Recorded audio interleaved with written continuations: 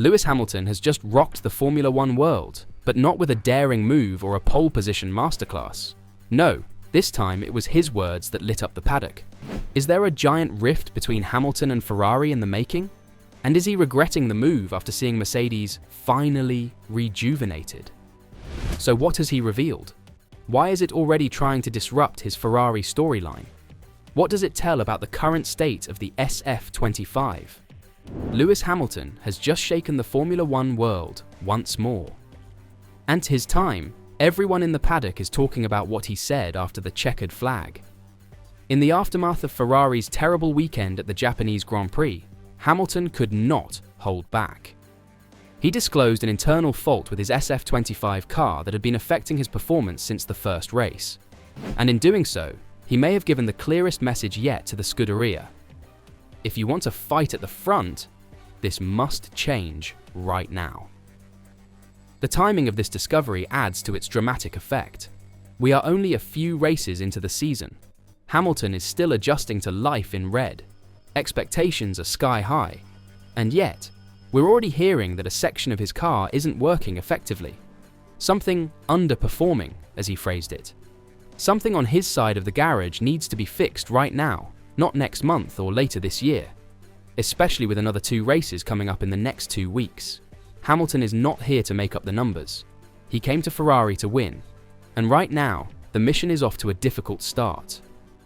What we're about to go over in this video isn't a trivial technical issue.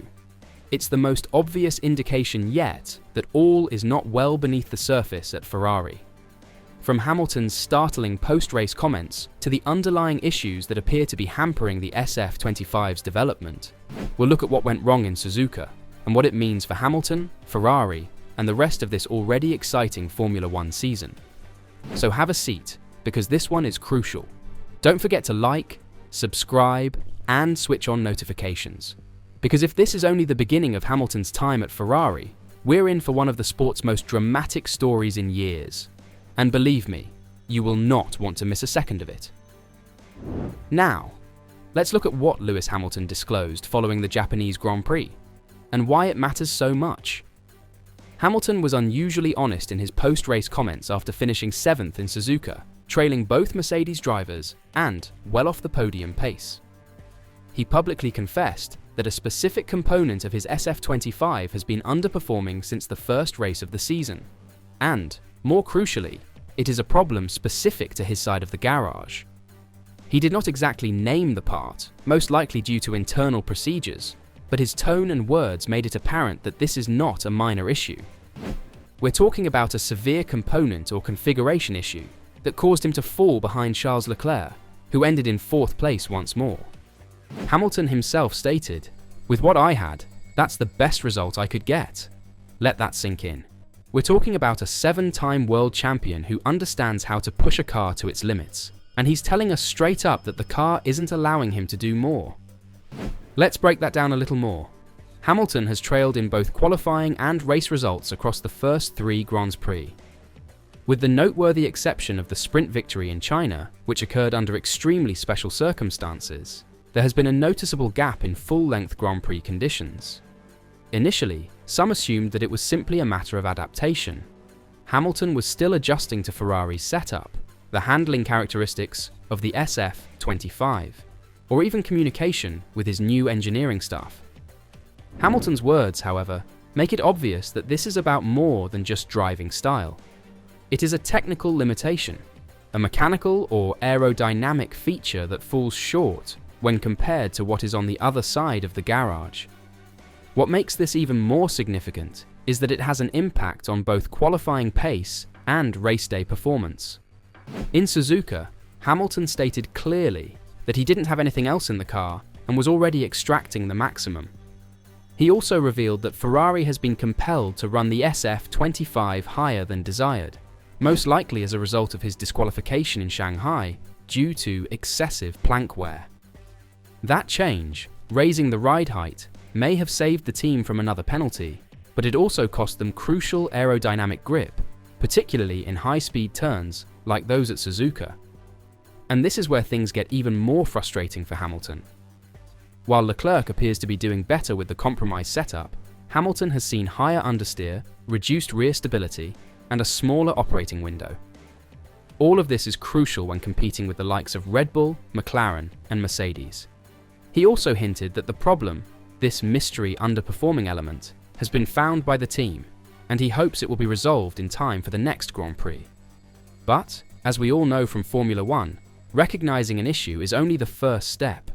Fixing it, confirming the solution, and implementing it without adding new complexities is a completely different challenge, especially with a fast turnaround to Bahrain only a week away. Hamilton's fury is reasonable. He did not join Ferrari to play catch-up. He joined with the obvious intention of winning races and eventually competing for an 8th World Championship. However, the current reality is tough. Ferrari, as Hamilton admits, is currently the 4th fastest team on the grid. That is behind McLaren, Mercedes, and, of course, Red Bull. And it's not just about raw pace, it is about development direction. Hamilton noted that Ferrari still lacks performance in important areas, particularly aerodynamic downforce. He believed that the best teams are currently 3 or 4 tenths ahead of Ferrari, a big advantage in a sport where a single tenth could mean the difference between the front and third rows. He also emphasized the need of upgrades, not just for the next race, but throughout the season. He made it clear that the team must work tirelessly to close the gap, since if they do not begin releasing meaningful development updates soon, they risk falling even further behind as the rest of the grid evolves. So, what does all of this signify going forward? Hamilton sees it as a vital crossroads. If Ferrari can resolve the specific issue with his car and begin delivering upgrades that result in real performance gains, we may finally see the Hamilton we all expected when he made the shocking switch to Maranello, fighting at the front, pushing the leaders, and adding another chapter to his legendary career. But if the car continues to underperform and the team is unable to bridge the internal divide between both sides of the garage, Hamilton's daring and historic move could turn out to be one of the most disappointing chapters of his Formula One career. And let's not forget that this level of transparency and public criticism, especially when delivered calmly, is still uncommon in the world of Formula One. When a driver of Hamilton's caliber speaks so freely about the flaws of his car and team, it sends shockwaves across the paddock. It requires the technical team, leadership, and the entire organization to reflect, respond, and act.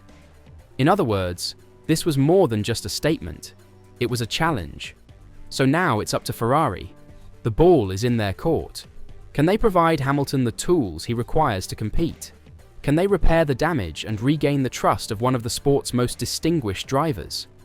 Tell us in the comments what you think Ferrari's top priority should be right now.